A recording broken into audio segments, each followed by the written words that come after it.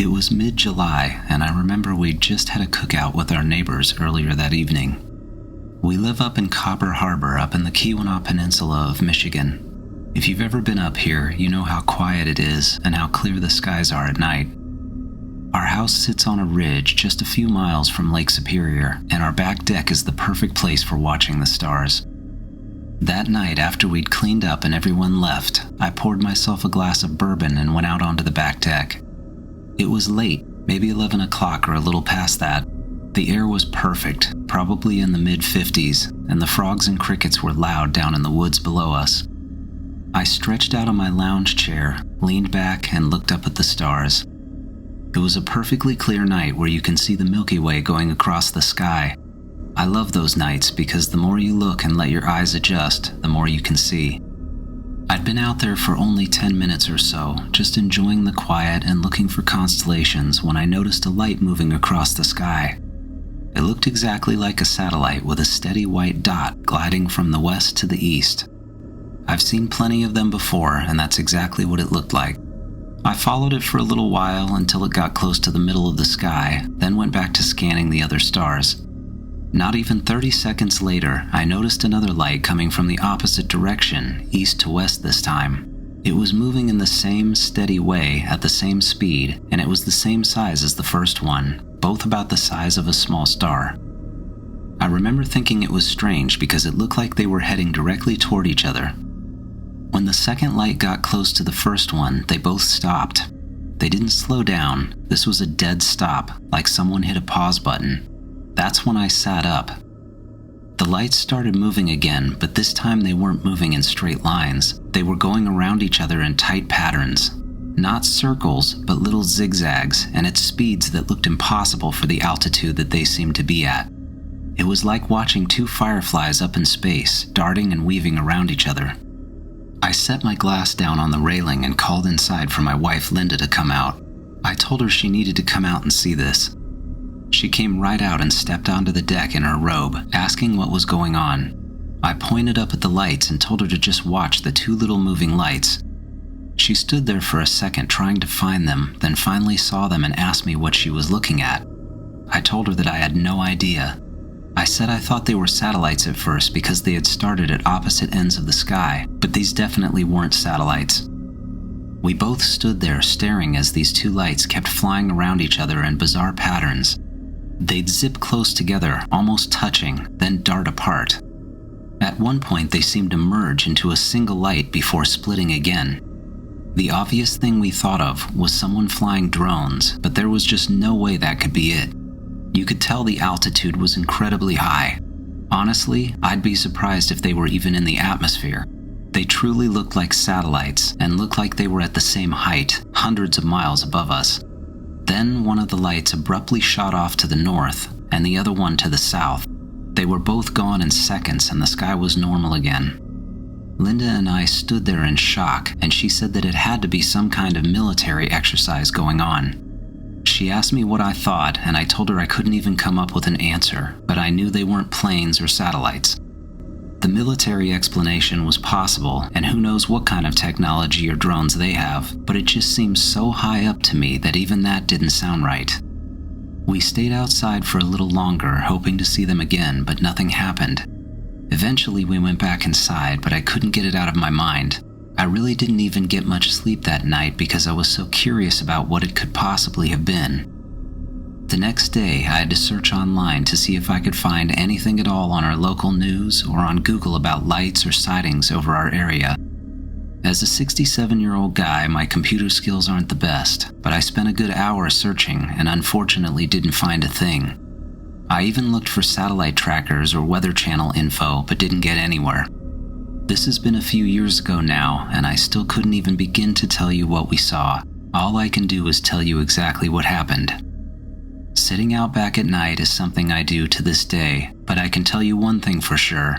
These days, I look a little harder than I used to.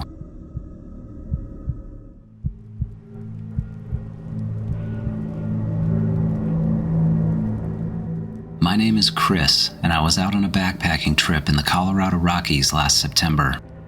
It's my favorite time of year when the summer crowds thin out and the aspens start turning gold.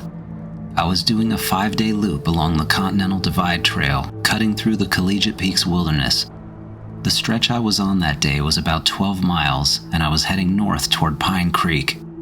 It was a crystal clear, warm day with the kind of weather that makes you forget how cold it's going to get once the sun goes down. I remember it was right around 3 in the afternoon, and I'd been hiking for about 6 hours. I was aiming to set up camp near a small lake that I'd read about in a guidebook. I'm a pretty experienced hiker, and I've been backpacking since I was a kid with my father. I've hiked all over the country and in all kinds of terrain and climates, so when I came across this strange patch on the trail, it stopped me dead in my tracks. The trail I was on had climbed out of the trees and onto a somewhat exposed ridgeline. The wind got a little sharp, and I had just put on my light Patagonia coat, came around a corner, and that's when I walked right into this obvious circular patch, about 50 feet in diameter, where everything was dead. At first, I thought it was just a clearing, but then I noticed the trees around the edge. They were small alpine trees, mostly twisted pines that grow at this elevation, but all of them within the circle were bare. Their branches were brittle and gray, and their trunks looked almost scorched, but not like they'd been in a wildfire. The damage was too precise. It wasn't random or uneven like you'd see after a lightning strike or a controlled burn. The grass and ground cover were completely gone too. Normally, in the early fall, you'd still see a lot of green mosses, alpine flowers, and maybe some late-blooming fireweed, but inside this circle there was literally nothing. Even the dirt on the trail looked off, almost like it had been baked.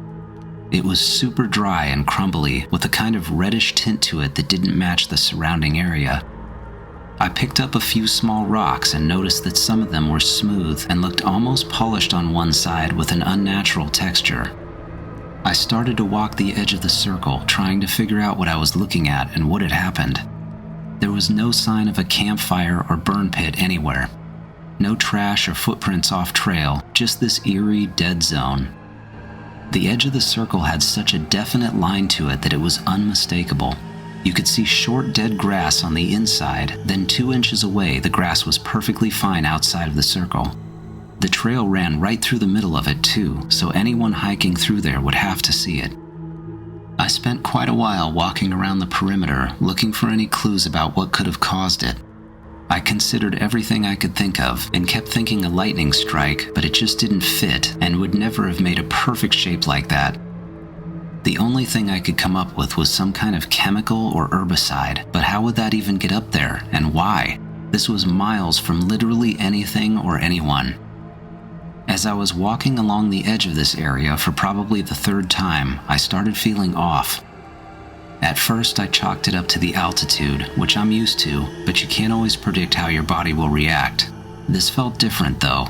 My head was foggy, like when you're just about to come down with a fever, and I was starting to feel lightheaded.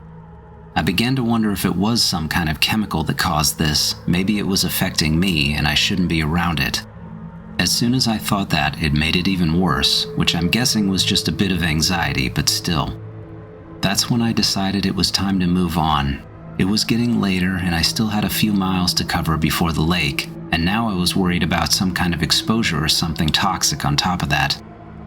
As I stepped away from the circle, I glanced back over my shoulder one last time.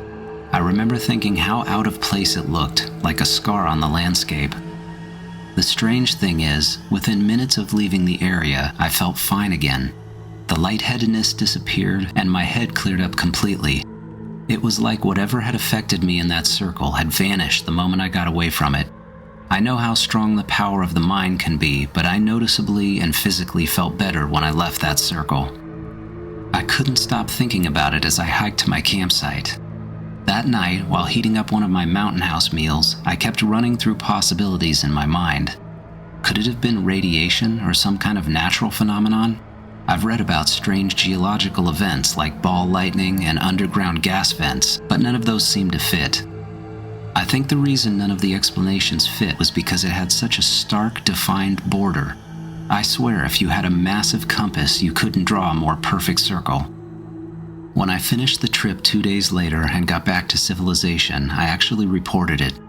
I wasn't sure who to even talk to about it, so I started with the local ranger station. The guy I talked to didn't seem all that concerned, but he did say he'll pass it along to someone who might be able to get up there and check it out. I feel like if he'd seen it, he would have made a bigger deal about it. I gave him my contact info, but never heard anything from them. I've been on hundreds of hikes in my life and seen countless miles of wilderness, but I've never seen anything like that before or since. I consider myself a very logical person, and strange and unexplained things never even cross my mind. This experience, though, really made me wonder if there's more going on in this world than we know.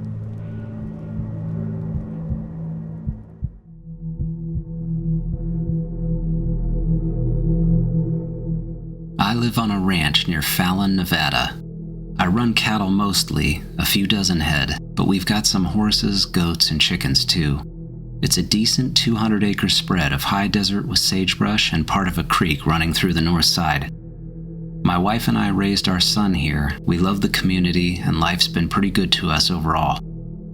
What happened to me was on a Friday evening in mid-fall. I had gone into town for feed and a part for my tractor. It was almost dark when I was heading back home, maybe around 8 o'clock. The sun was mostly down, but there was still a light glow on the horizon. I was about a mile from home, driving down the dirt road that leads to my ranch, when I noticed a strange red glow in the sky that seemed really close. It was low, just above the horizon, and it seemed to be right over where my house and barn sit. At first, I kind of freaked out and thought maybe one of my outbuildings had caught fire. That thought sent a jolt of adrenaline through me because it had been a really dry couple of months, and fire is about the worst thing that can happen out here. I slammed my foot down on the gas and remember seeing a cloud of dust behind me as I tore down the road. My heart was actually pounding as I got closer, and I was already running through things I'd need to do when I got there if it was a fire. Call 911, get any animals out, grab my extra hoses out of the shed and start spraying things down if I could. As I got closer, I realized this didn't look like a fire. The glow wasn't coming from the ground, it was up above my property. I slowed down and stared through the windshield, and that's when I saw two red spheres, for lack of a better word, floating above the ranch. They were probably 100 feet up off the ground, round and glowing like fire embers, but brighter. They weren't flickering like flames though, the light was steady. I stopped my truck right at the beginning of my long driveway at my open gate and just sat there staring. These two spheres started to lift up higher into the air, slowly and smooth, and they moved together right next to each other, perfectly in sync. By the time they got to what I'm guessing is about 1,000 feet up, they completely stopped glowing, and it looked like two clear hot air balloons floating there.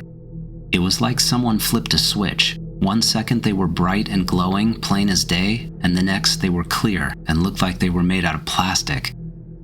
I kept watching as they floated even farther up in the air, and at some point I just couldn't see them anymore. Then it was just me sitting there with my heart racing and my hands gripping the steering wheel. Finally, I snapped out of it and quickly drove up my driveway and parked in front of my barn and kind of on the front yard. When I pulled up and got out of the truck, everything looked fine. I didn't see anything burning or anything damaged at all. The only thing I noticed right away is that my animals were going crazy. The cattle were bawling loud, and the horses were pacing in their pens, snorting and kicking at the fence. Even the chickens were squawking like someone was chasing them. I grabbed my flashlight out of the truck and started walking around to check everything out. I walked around the house, barn, garage, and sheds with a flashlight, checking every fence, every gate, and every corner of the barn. Structurally, everything seemed perfectly fine. The animals were not acting normal at all, though. 2 of my cows charged towards the fence when I got near it, which I've never had happen before, and one of my horses, Daisy, actually tried to nip at me when I reached in to calm her down. She is the sweetest mare I have and has never so much as swished her tail at me, but she was looking at me like she didn't know who I was. It took a good half hour for things to settle down enough that I felt okay leaving them. I finally unloaded my truck, went inside, and poured myself a glass of whiskey to calm down. Not long after that, my wife got home. She had been at my boys' football game, and I guess I looked rattled because she asked me if something was wrong the second she walked in the door. I told her the whole story about how I thought the place was on fire and then saw the red lights and how they rose up and disappeared, and also how the animals were acting. She listened to me the entire time, but I could tell she wasn't fully believing what I was saying. She's practical like that and doesn't put much stock in things that she can't explain. I mean, I don't blame her for doubting me. If someone else told me the same story, I'm not sure I'd believe it either because it sounds weird and ridiculous. The only thing she ever really said about it was that she was glad nothing burned down. Whether my wife believes me or not, those lights weren't any kind of aircraft I've ever seen, and they sure as heck weren't natural. I don't know what was going on here before I got home, or if something was trying to get at my animals, but it left me with the feeling that we're being watched. I'm not afraid to say that personally, I feel like they weren't from around here, if you know what I mean.